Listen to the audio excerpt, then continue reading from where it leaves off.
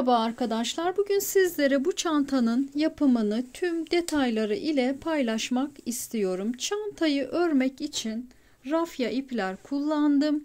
İplerim 200 gramdı. Bu üçüncü yumağım, bu kadar ipim arttı. 3 yumak ip kullanmış oldum. Rafya ipimi de 4 milim tığ ile ördüm.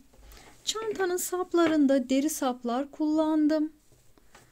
İçinde bir adet mıknatıslı dikilebilir çıt çıtlar kullandım. Şu şekilde satılıyor. Ve çantama astar diktim. Astar dikmeye de bilirsiniz. Astarsız şekilde de çantanızı kullanabilirsiniz.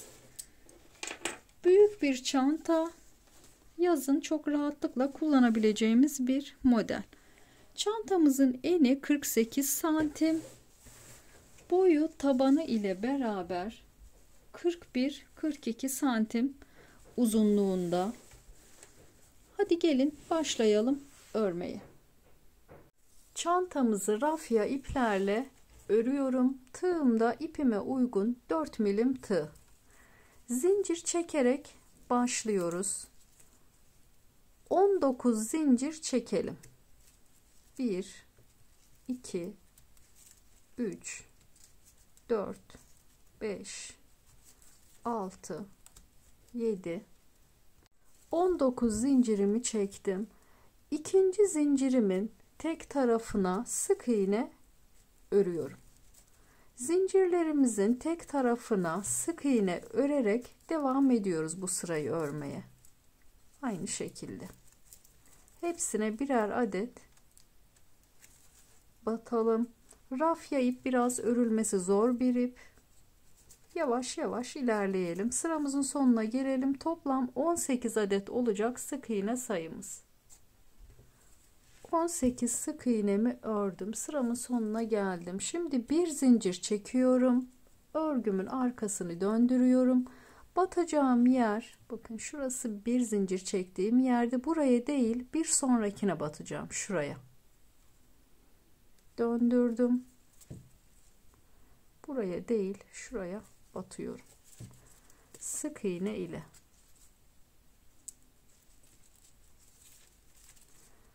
Ara ara örgümüzü şöyle bir düzeltelim.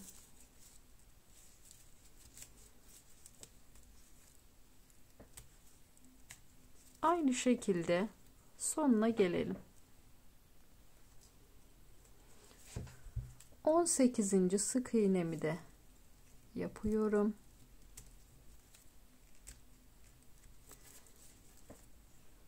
Bir zincir çekip geri dönüyoruz. Arada düzeltelim elimizle. Dönüyorum. Yine bakın buraya değil bir sonrakine batıyorum. Bir zincir çekip şuraya. Sık iğne sayımız hep 18 adet olacak.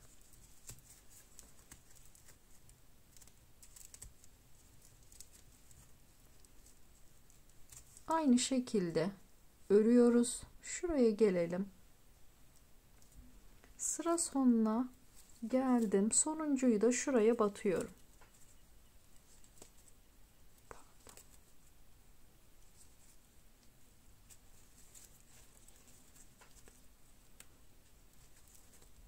Bir zincir çekip dönüyoruz. Aynı şekilde ilerliyoruz.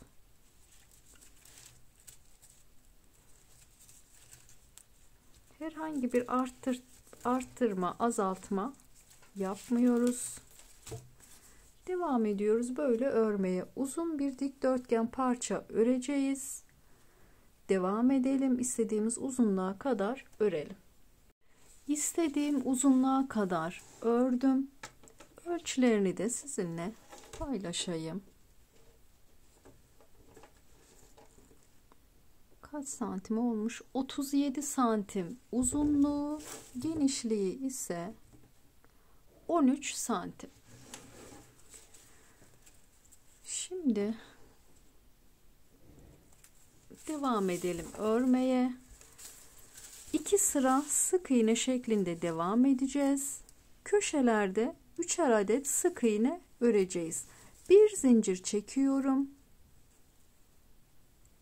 Hemen İlk boşluğa batıyorum sık iğne ile.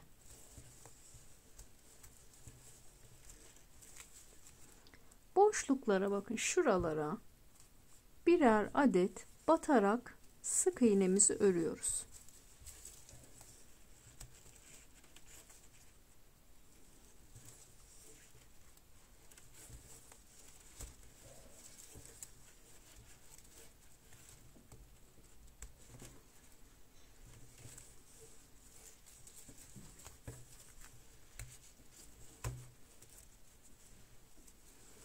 Devam edelim aynı şekilde. Şu köşeye gelelim. Burada 3 adet sık iğne örüp tekrar devam edelim örmeye. Bir kenarını ördüm, köşeye geldim. Köşelerde 3 adet aynı yere sık iğne örüyoruz. Şöyle batayım. Şu başlangıç ipimdi. Bunu da ortadan gizlemiş olayım. 1 2 ve 3 aynı yere 3 adet ördüm. Şimdi tepelerine birer adet örerek devam edelim etrafını dönmeye. Aynı şekilde devam edelim. Yine burada da 3 adet batacağım. Şurada da 3 adet batacağım. Şurası başlangıç yerimdi. Burada görüşelim. Başlangıca geldim.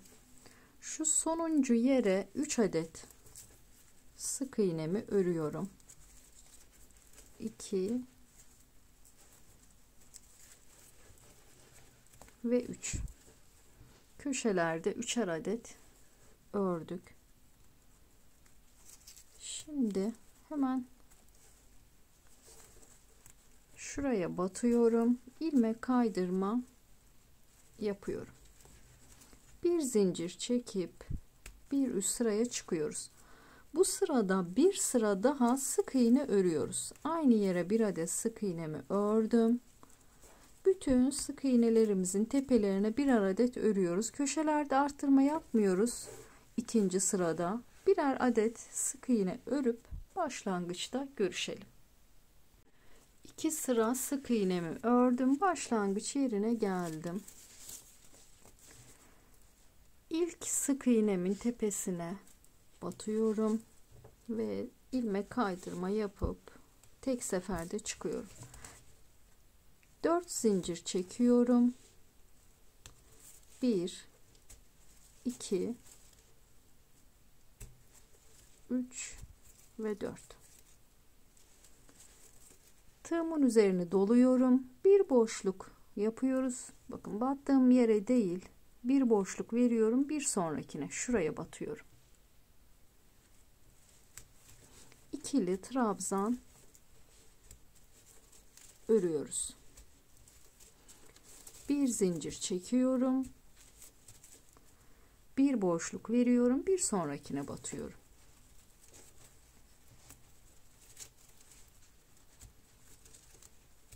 Yine bir zincir. Bu şekilde devam ediyoruz. Köşelerde tam orta noktalarda arttırma yapmak istiyorum. Şu orta yerde görüşelim, köşelerin ortasında. 4 kenarda da yine arttırmamızı yapacağız. Köşeleri ördüm. Şimdi şurada nasıl yaptığımı göstermek istiyorum. Tam şu köşe noktasında yapıyoruz. Bir zincir çektim. Bir boşluk, bir sonrakine ikili trabzan örüyorum. Bir zincir çekiyorum. Tekrar aynı yere bir adet daha ikili trabzan örüyorum. Bir zincir çekip kutu kutu örmeye devam ediyorum.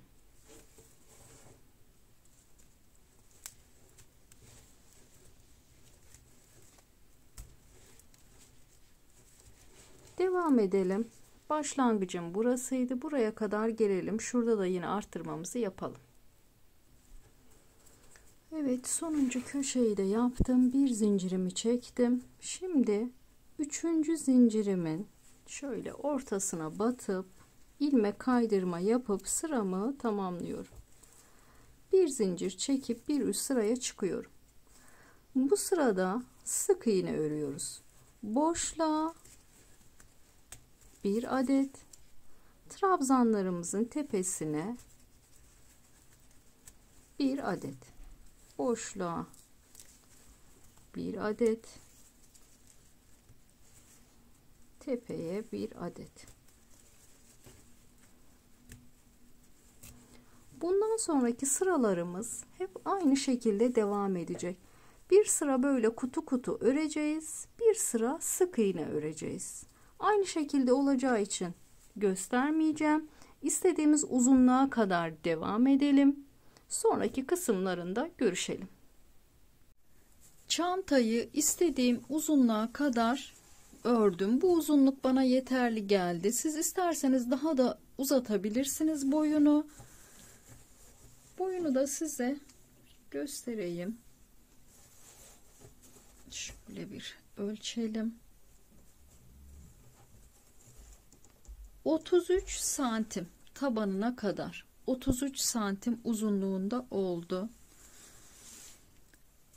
Çantamızın ağız kısmına birkaç sıra daha sık iğne örmek istiyorum. Çantanın ağız kısmı daha düzgün dursun diye bu şekilde de bırakabilirsiniz. Sonrasında çantama astar da dikmek istiyorum ve deri saplar kullanmak istiyorum çantamda. Bu şekilde 2 adet deri sap. 4 sıra sık iğnemizi örelim. Sık iğneye nasıl geçtiğimi de size göstereyim. Evet, şurada sırayı tamamlıyorum. İlk sık iğnemin tepesine batıp tek seferde çıkıyorum. Sonrasında bir zincir çekiyorum. Yine battığım aynı noktaya batıyorum. Sık iğne örüyoruz. Devam eden sık iğnelerimizin tepelerine bu şekilde birer adet batarak devam ediyoruz. Aynı şekilde. Bu şekilde devam edelim. Sonraki kısımlarda görüşelim. Çantanın son sırasını 3 sıra sık iğne ördüm. Sonuncu sık iğneme de battım. Sırayı tam tamamlamadan, birleştirmeden ipimi kesiyorum. Bu noktada ipimi kesmekteki amacım burada düzgün bir geçiş sağlamak istiyorum. Bakın, ilmeğim burada. İpi şöyle içinden çıkartıyorum. Bu şekilde. Sonrasında iğneye geçiriyorum. Ben böyle misinalı iğne kullandım. Sonra bakın, batacağım yerler önemli. İlk sık iğneme şu şekilde batıyorum. İpimi çıkarttım. Sonrasında şu sonuncu ördüğüm sık iğnenin arka tarafına, tek katına iğnemi geçiriyorum. İpimizi şöyle hafifçe çekelim. Bakın, burada düzgün, estetik bir geçiş sağlamış olduk. Şimdi ipimi arkadan temiz bir şekilde gizlemek istiyorum. Şöyle, pardon.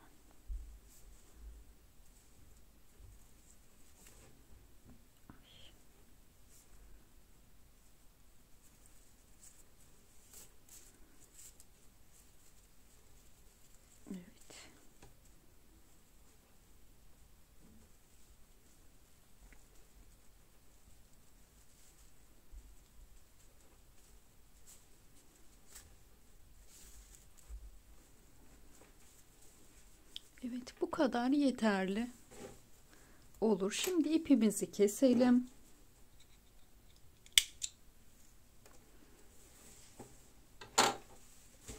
Evet, çantamız hazırdır. Çantanın ütülemesi bitti. Şimdi sıra geldi çantamızın saplarını dikmeye. Ben bir adet sapını diktim. Diğer tarafı da sizinle beraber dikmek istiyorum görmeniz için. Bu arada çanta sapımızın uzunluğu 60 santim uzunluğunda.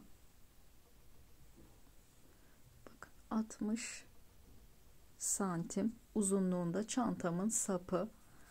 Deri saplar kullandım. Siz isterseniz aynı iple sık iğne şeklinde de sap örebilirsiniz.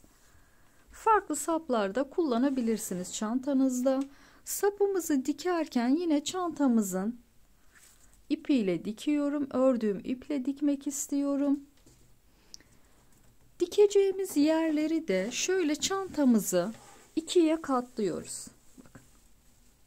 Tam ikiye katlayınca şu kenarlarına böyle ipler taktım ki tam kenar yerleri belli olsun. Sonrasında buradan itibaren şu kutuları saydım. Orta kısmını buldum. Sonrasında sapların nerelere uygun olacağını hesaplayınca şuralar daha uygun geldi bana. Buralara taktım.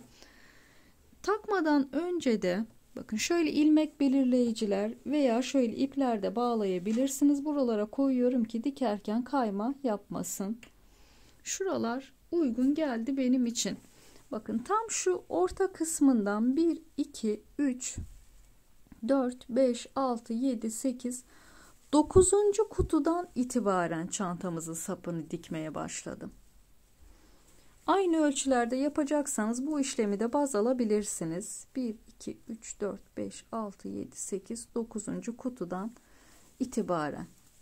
Şimdi arkayı döndürelim. Kendi ipiyle dikiyorum.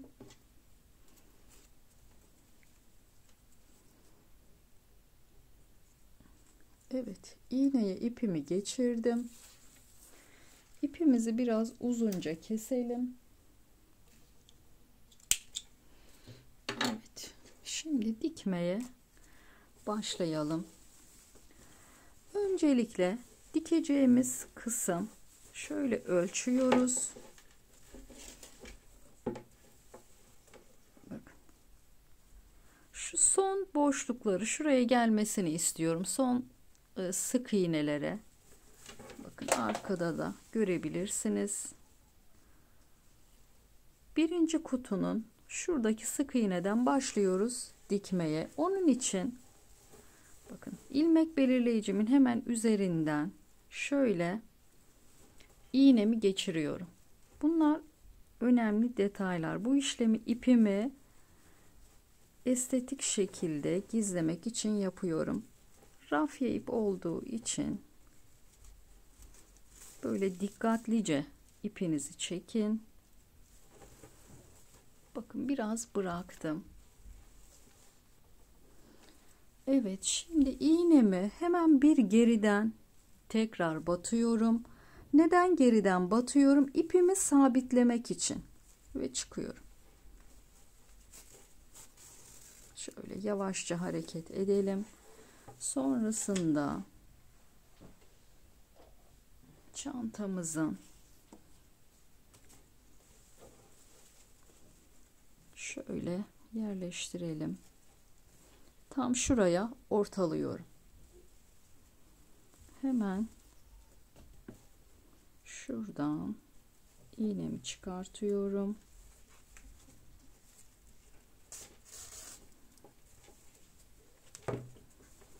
Yavaşça dikelim. Şimdi sol tarafından yine iğnemi batırıyorum. Şuradan çıkalım. Acele etmeden yavaş yavaş dikelim. 2 kere aynı yere dikiyorum.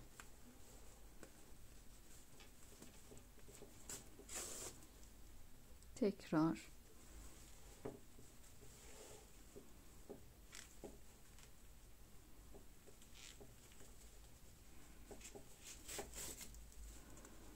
evet. Sonrasında bir üste çıkıyorum.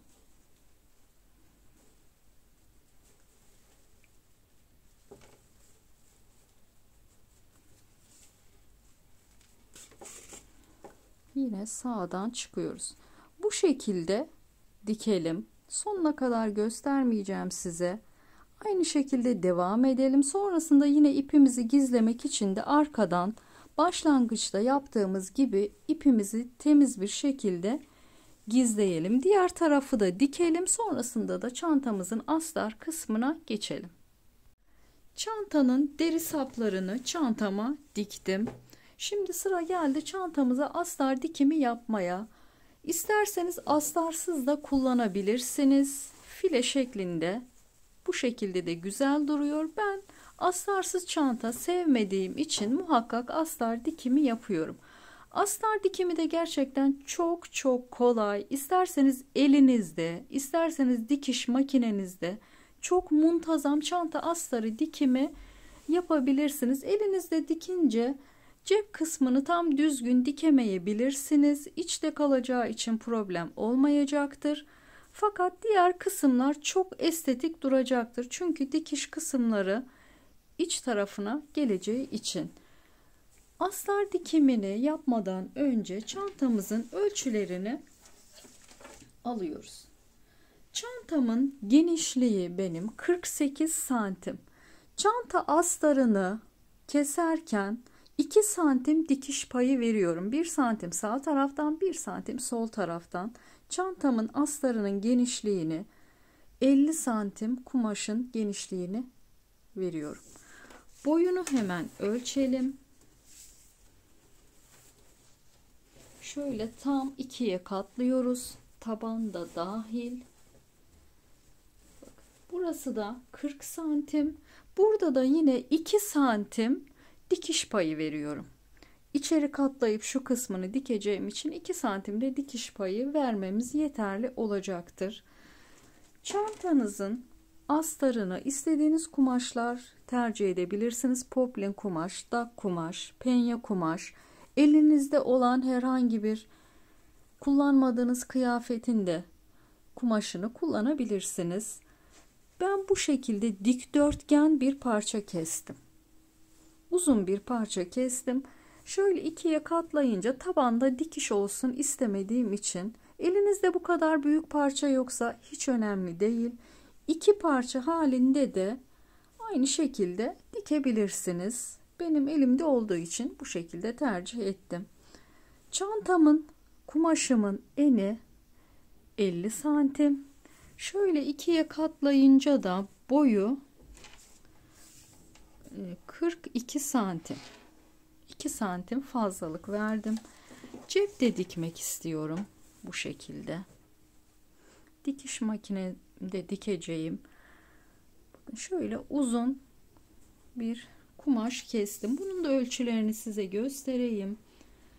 30,5 santim genişliği, yüksekliği ise 25 santim. Çanta astarını, kumaşımı dikmeden önce muhakkak ütülüyorum. Cebini de şöyle ikiye katlıyorum. Ütülüyorum. Sonra tekrar ikiye katlıyorum. Tekrar ütülüyorum. Kumaşımızı da ütülüyoruz. Öncelikle cebi çantama dikiyorum. Şöyle. Ortalayacağım. Bu kısımlarını size göstermeyeceğim. Dikiş makinemde dikiş yapacağım. Daha ayrıntılı görmek isterseniz açıklama kısmına linkini eklerim. Oradan hangi ayarda nasıl diktiğimi görebilirsiniz. Şimdi yalnızca kenarlarını, bakın kumaşımın şurayı ve diğer tarafını makinemde dikeceğim. Buralarının sökülmemesi için overlock geçeceğim. Çantanın kenarlarını diktikten sonra da çantamızın tabanını oluşturuyoruz. Taban yapmak da gerçekten çok kolay. Videomda paylaşmıştım. Şimdi kenarlarını dikeyim. O kısmını da size gösteririm. Siz de rahatlıkla çanta tabanı oluşturabilirsiniz. Çanta astarını diktim. Şimdi sıra geldi çantamızın tabanını oluşturmaya. Çanta tabanını nasıl oluşturuyoruz? Öncelikle çantamızın tabanını ölçüyorum. Şuradaki genişliği bize gerekli. Şöyle tutalım. 15 santim genişliğinde. Şimdi çantamı bir kenara alayım. Kenarının şöyle elimi geçiriyorum. Şurada bir üçgen oluşturuyoruz. Çantamızın tabanında. Dikiş ortaya geliyor. Üçgen oluşuyor. Şöyle düzeltelim. Ve burada 15 santim çiziyorum burayı. Çizerken 7,5 santim tam şu orta çizgiye gelsin. 7,5 sağ tarafta, 7,5 sol tarafta kalsın. Sonrasında kalemimle çiziyorum. Böyle. Bu silinebilir uçan kalem. Çok rahat oluyor kumaş çizimlerinde. Sonrasında ütü ile hemencecik çıkıyor. Evet, burasına toplu iğnemi hemen taktım. Şimdi makasla keselim. Makasımla hemen şu çizdiğim yerden kesiyorum. Bu kadar kolay taban yapımı. Şimdi sadece burayı düz çizgi halinde dikeceğim. Sonrasında diğer tarafı da yine aynı şekilde 15 santim genişliğinde şöyle yapıp çiziyorum. Burayı da aynı şekilde dikiyorum. Çanta astarını diktim. Bakın tabanımız bu şekilde, çok kolay bir taban yapmış olduk. Şimdi çantamızın içine astarımızı yerleştiriyoruz. Şöyle içine koyalım. Tam şu dikişler iki kenarına gelsin. Yan dikişleri. Şöyle ikiye katlıyorum kumaşımı. Hemen şu kenardan bu şekilde mandallar yardımıyla tutturuyorum. Eğer böyle mandalınız yoksa toplu iğnelerle veya iğne iplik ile dikebilirsiniz geçici olarak dikmeden önce. Her iki tarafını da böyle tutturalım.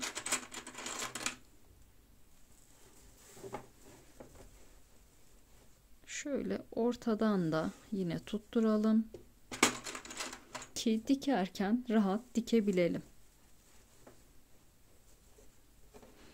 Bu şekilde yerleştireyim. Sonra dikiş kısmında görüşelim. Çanta astarını diktim. Şimdi sıra geldi çantamıza monte etmeye. Size göstermek için böyle renkli dikiş ipi kullandım. İpimizi çift kat yapıp dikiyoruz ki daha sağlam olsun. Dikiş ipi renginizi de çantanızın içine diktiğiniz kumaşa en yakın rengi seçin. Çantanıza değil, kumaşınıza en yakın rengi seçin ki dikişiniz gözükmesin. Şimdi bakın şöyle önce şuradan ipimi sabitleyeyim.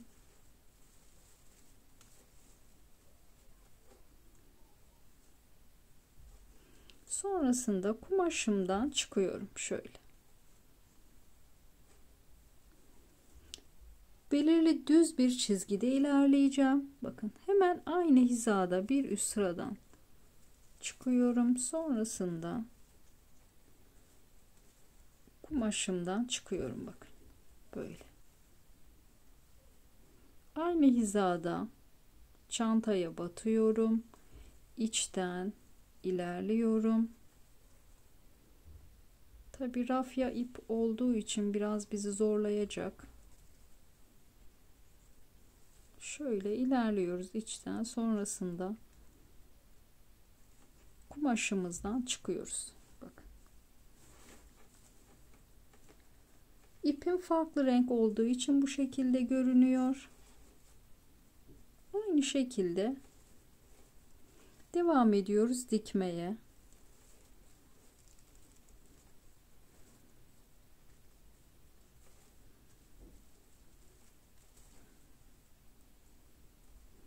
Aynı hizada çantaya batıyorum. İpimi içten yürütüyorum. Arkadan çıkmayacak. Ve kumaşımdan çıkıyorum. Böyle. Bu şekilde devam edelim. Çantamıza astarımızı dikelim. Çantanın iç astarını çantaya diktim. Çok güzel ve kullanışlı bir çanta oldu. Bu kısmına da bu şekilde dikilebilir mıknatıslı çıt çıtlar kullandım.